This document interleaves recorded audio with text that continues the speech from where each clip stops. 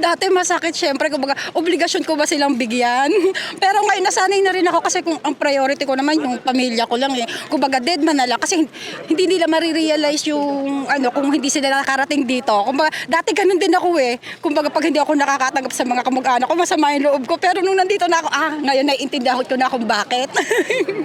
Bakit ba nung pumunta ako dito may masalubong ba sila? Ay, wala. Kasi tayo, may sarili-sarili tayong responsibilidad sa buhay. Hindi natin naobligan na kailangan natin ng pasalubong. Kung ano lang po mayroong tayong may abot, papasalamatan na lang po nila. Kasi sa hirap ng buhay ngayon po. Ano lang po, hindi naman po kasi obligado yung pasalubong pa sa Pilipinas pag umuwi. Kung swerte naman po kayo dito, why not?